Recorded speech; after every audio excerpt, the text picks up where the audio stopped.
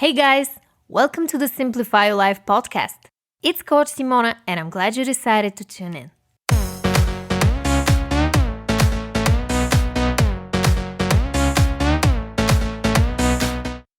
What's up everyone? Today's podcast episode is going to be a little bit different. I honestly spent a good hour or so choosing between all the topics I have on my list, but I kept feeling this strong push to share with you what I've learned on how to live life one day at a time. So in this podcast episode, I'm going to share with you my 4 tips on how to live life one day at a time, especially in such times of uncertainty. Now let's jump right into it. First, I want to share with you a little bit of my backstory to understand where I'm coming from and why I think this topic is so important. I've struggled with anxiety throughout my entire life, but I remember this one specific year of my life that was definitely the worst. And that was the year of my panic attacks. I tried almost everything under the sun to get rid of them, not understanding that they were a cry for help to myself. I just didn't know how to listen.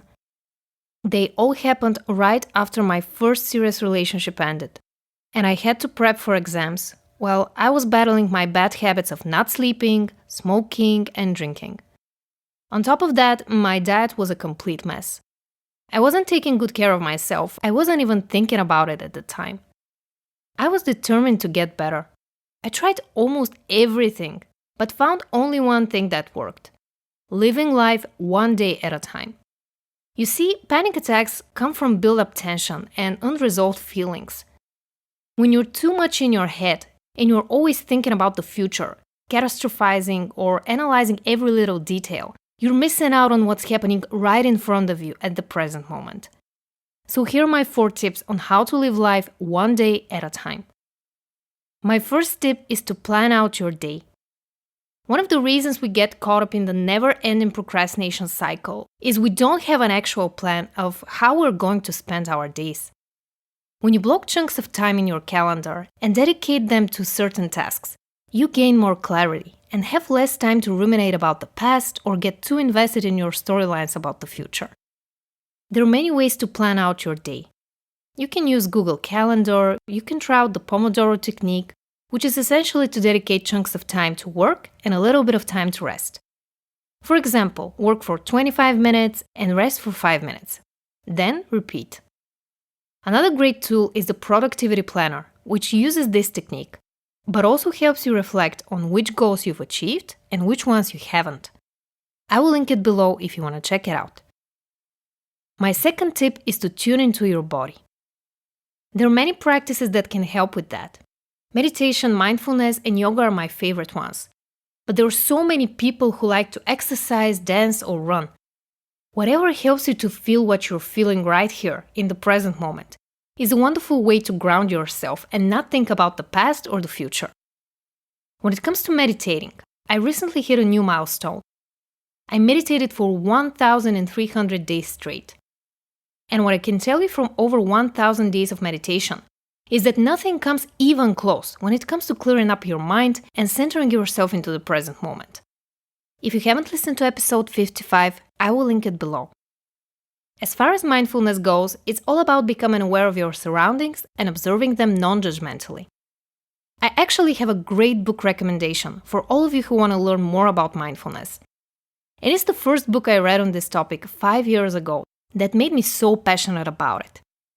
It's called The Mindfulness Code. I will link it below. My third tip is to find joy in the little things. When we're trying to take in a lot, we're depriving ourselves of the opportunity to slow down and enjoy the simple things in life.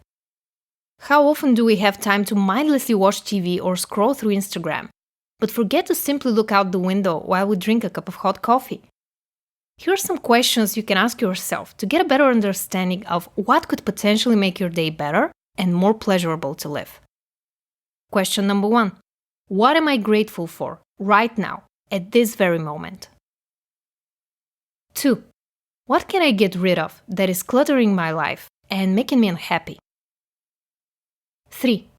What makes me happy, and can I find 30 minutes in my day to dedicate to that activity? 4.